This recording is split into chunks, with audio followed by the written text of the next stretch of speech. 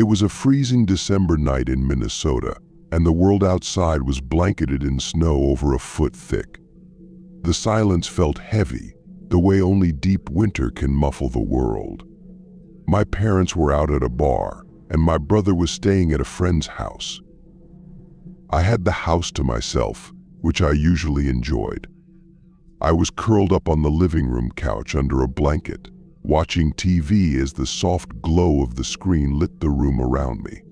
Everything was quiet except for the ticking of the clock on the wall. I had just finished a bag of chips when I heard a faint knocking sound coming from the basement. At first, I thought it was the old pipes. Our house was old, and it creaked and groaned often, especially in the winter. But this was different. It wasn't random or irregular. It was steady, deliberate. Curiosity got the better of me. Wrapping the blanket around my shoulders, I walked to the basement door. The floor was cold under my socks as I reached for the handle. I opened the door and flipped on the light switch. The bulb flickered before holding steady, casting long shadows down the stairs. I peered into the basement, taking the steps slowly, each one creaking under my weight. When I reached the bottom, everything looked normal. The boxes were neatly stacked in the corners. The old desk was cluttered with papers, and a few plastic bins were pushed against the far wall. The faint smell of dust and cardboard filled the air. I checked the small windows for any sign of movement or a draft that might have caused the noise. Nothing. Just stillness. With a shrug, I told myself it must have been my imagination. Maybe snow shifting against the house. I went back upstairs, closed the basement door, and returned to the couch. 5 minutes later, just as I started to relax, I heard it again. This time it wasn't faint. A loud crash echoed from the basement, followed by what sounded like a door slamming open. My heart raced as I sat up, staring at the basement door. The sound was sharp and unmistakable. I couldn't dismiss it. My hands felt clammy as I stood, the house suddenly feeling too quiet. Shadows in the corners seemed darker than before. I walked back to the basement door, my mind racing with possibilities. Maybe my brother had come home early and was trying to scare me. That thought gave me a little courage. "Ryan? Is that you?" I called, my voice shaky. No answer. I called again, louder, but the only response was the faint hum of the basement light. Swallowing hard, I opened the door and started down the stairs, my legs trembling. The air felt colder than before, and the light flickered as I reached the bottom. What I saw made my stomach drop. The desk drawers were open, papers scattered across the floor. Boxes that had been neatly stacked were tipped over, their contents spilling out. The plastic bins near the wall had been knocked over, their lids lying a few feet away. It was like someone had ransacked the place. And then there was the back door. It was wide open, snow blowing inside and forming a thin layer on the floor near the threshold. Leading out into the snowy backyard were footprints, clear and fresh. They disappeared into the dark night. I stood frozen for a moment, my mind spinning. Someone had been in my house. Someone had been in the basement while I was upstairs, completely unaware. The realization made my skin crawl. Slamming the door shut, I locked it with trembling hands and grabbed my phone. I called my parents, my voice shaking as I tried to explain what had happened. My mom told me to stay put and that they'd be home soon. When they arrived, my dad grabbed a flashlight and went outside to follow the footprints while my mom stayed with me, her hand on my shoulder. My dad's boots crunched in the snow as he moved through the yard, over the fence, and onto the road behind our house. He came back a few minutes later, shaking his head. "The tracks stop at the road," he said. They must have gotten into a car and driven off. We called the police, who arrived not long after. They walked through the basement, taking notes and looking for signs of forced entry. But there weren't any. The back door hadn't been broken. My dad swore he'd locked it earlier, but maybe it hadn't latched properly. The officers told us it was likely a random burglary, someone picking our house because it looked empty. They advised us to lock all doors and windows and consider upgrading our security system. But something about it didn't sit right with me. The way everything had been searched through so carefully, papers pulled from the desk, boxes opened and dumped out, it didn't feel random. It felt deliberate, like they were looking for something specific. That night, I couldn't sleep. Every creak of the house set me on edge. I kept replaying the events in my head, imagining what might have happened if I'd gone downstairs sooner or caught the intruder in the act. The thought made my skin crawl. Over the next few weeks, I couldn't shake the unease. Every time I walked into the basement, I felt like I was being watched. I started double-checking the locks on every door and window before going to bed. My parents did the same. The police never found the person who'd broken in. They said it was probably just bad luck, that we'd been an easy target. But deep down, I wasn't convinced. Whoever it was hadn't just stumbled into our house. They'd been looking for something. And the thought of what or why still keeps me awake at night.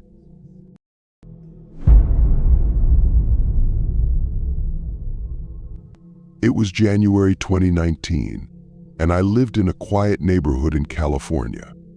That winter was freezing, and the news had been warning us about a rare heavy snowstorm heading our way.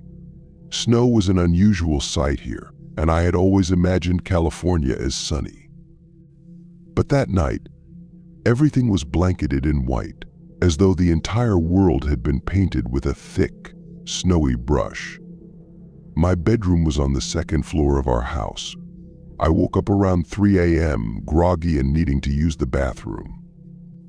The house was silent, the kind of silence that felt heavy, like the snow outside was muffling every sound. Swinging my legs off the bed, I glanced toward the window to see how much snow had fallen.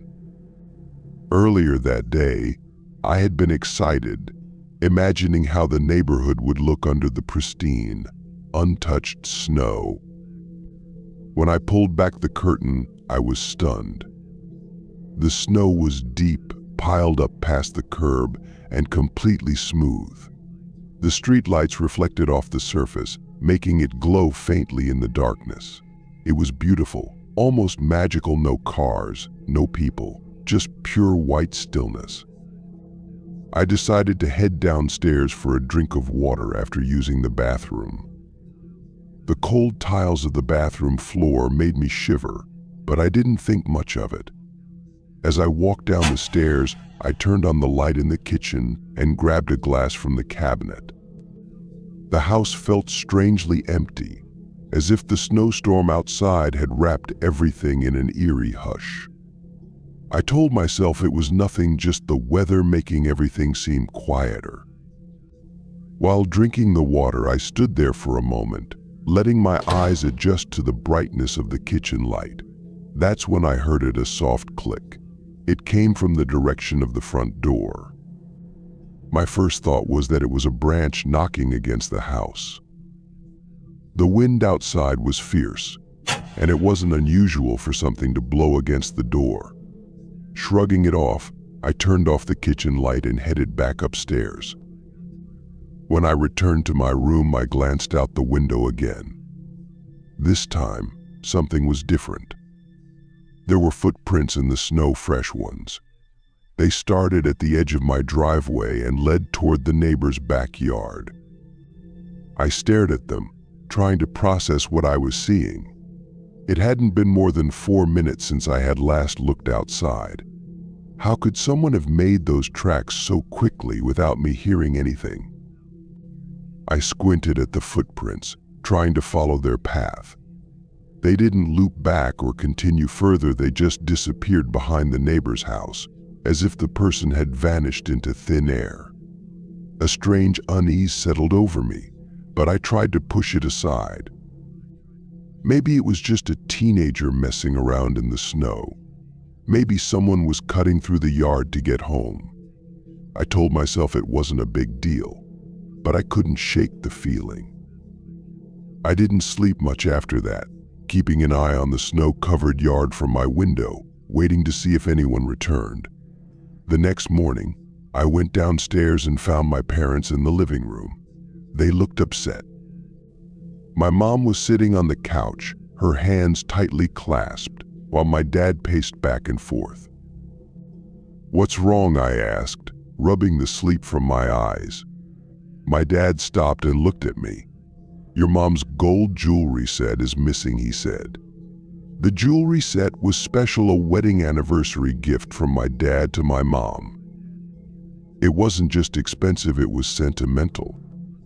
My mom rarely wore it but kept it in a small wooden box in their bedroom. "How?" I asked, my voice shaky. "We don't know," my dad replied. "We didn't hear anything, but it's gone." Suddenly, I remembered the footprints. My heart began to race as I told them about what I'd seen the night before, the fresh tracks in the snow, leading from our house to the neighbor's backyard. My dad frowned and said we needed to check the CCTV cameras we had installed around the house. We all rushed to the small monitor hooked up to the cameras. My dad rewound the footage to the time I had gone downstairs for water. At first, everything seemed normal. The front door camera showed nothing but falling snow. The backyard camera was the same. But when my dad switched to the camera in the kitchen, we froze. The footage showed me walking into the kitchen, turning on the light, and grabbing a glass of water. But in the corner of the screen, near the doorway leading to the dining room, there was movement. A man. He was tall and thin, wearing dark clothes, and standing perfectly still, half hidden by the doorframe. His head was tilted slightly, and he was watching me the entire time I was in the kitchen. I hadn't noticed him at all. My mom gasped, covering her mouth. My dad cursed under his breath. We rewound the footage again and again, trying to make out the man's face, but it was too blurry. The camera wasn't good enough to capture any details. The man must have slipped out while I was heading back upstairs. Maybe that was the soft click I'd heard, the door opening and closing. We called the police immediately. When they arrived, they couldn't do much. The officers checked the footage, but said it wasn't clear enough to identify the intruder. They followed the footprints outside, but the snowstorm had started again, covering the tracks. They told us to be more careful, to lock all doors and windows, and to improve our security. But that was it. No leads, no answers. For weeks after that, I couldn't stop thinking about the man in the footage. How long had he been in our house? Did he watch me come downstairs? What would have happened if I had noticed him? The idea made my skin crawl, and even now, I can't forget the feeling of being watched. Sometimes, when the house is quiet and the shadows feel darker than they should, I wonder if he's still out there, waiting for another chance.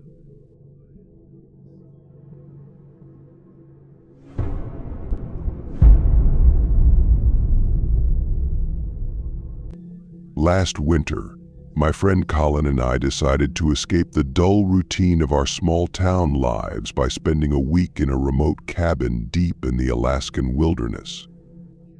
Colin had found the place online, a secluded spot surrounded by towering trees, offering breathtaking views and the cozy charm of a wood-burning stove.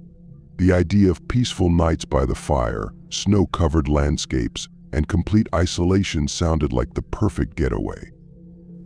The cabin was a 2-hour drive from my house, hidden far from any sign of civilization. We packed our gear, loaded up my truck, and set off early in the afternoon. The journey started uneventfully, but as we got closer, the road narrowed into little more than a snow-covered trail winding through endless forest. By the time we reached the cabin, the sun was dipping below the horizon, casting long shadows across the glistening snow. The cabin itself was modest, small but inviting. It had one bedroom, a tiny kitchen, and a fireplace that had clearly seen better days. Surrounding us was nothing but thick forest and an eerie silence that seemed to swallow every sound. We unpacked quickly, eager to explore before darkness fully set in. Stepping into the woods, the cold air bit at our faces as our boots crunched through the snow. The forest was unnervingly quiet, the kind of quiet that feels alive, like the trees themselves were listening. As we followed a winding path between the pines, a sound broke through the stillness. A scream. It was faint at first, carried by the wind, but it froze us in our tracks. Colin and I exchanged uneasy glances. Then it came again, louder, raw, and unmistakably human. It was a scream of pure desperation, the kind that sends shivers down your spine. "We have to check it out," Colin said, his voice firm. He was always braver, or maybe just more reckless than me. I wanted to turn back, pretend we hadn't heard anything, but how could we leave if someone was in trouble? Reluctantly, I nodded, and we followed the sound deeper into the woods. The screams grew louder, more frantic, until we spotted a faint light ahead. It was coming from an old cabin, much smaller and more run-down than ours. The windows were filthy, and the sagging roof looked like it could collapse under the weight of the snow. A flickering light inside hinted at a fire or a lantern. As we approached, the screaming stopped, replaced by a muffled, choked sound like someone sobbing or struggling for breath. Colin gestured for me to stay back while he crept toward one of the grimy windows. He wiped away a patch of frost and peered inside. I'll never forget the look on his face when he turned back to me, pale as the snow, his eyes wide with fear. "There's a guy tied to a chair," he whispered, his voice trembling. "And another man. He's wearing a mask. He's got a knife." My stomach dropped, and my legs felt like they'd turned to stone. I wanted to run, but my body refused to move. Colin was already backing away when a voice cut through the air behind us. "What are you doing?" We spun around, and there he was, a tall, broad-shouldered man standing just a few feet away. He wore a heavy coat and boots, his face hidden beneath the shadow of his hood. Though I couldn't see his eyes, I felt them sharp, cold, and piercing. Neither of us dared to speak. Colin grabbed my arm, and we bolted. The man shouted something, but I didn't stop to listen. The forest blurred around us as we ran, the crunch of snow beneath our boots drowned out by the pounding of my heart. Behind us, I could hear his footsteps, heavy and relentless. By the time we reached our cabin, I was gasping for air, my lungs burning from the cold. We slammed the door shut, locking it with trembling hands. For a moment, we just stood there, listening for any sound outside. Then we turned off the lights and peered out the window. The forest was still. The only movement was the wind swaying the trees, and the only sound was its mournful whistle. Colin grabbed his phone and called the authorities, his voice shaking as he explained what we'd seen.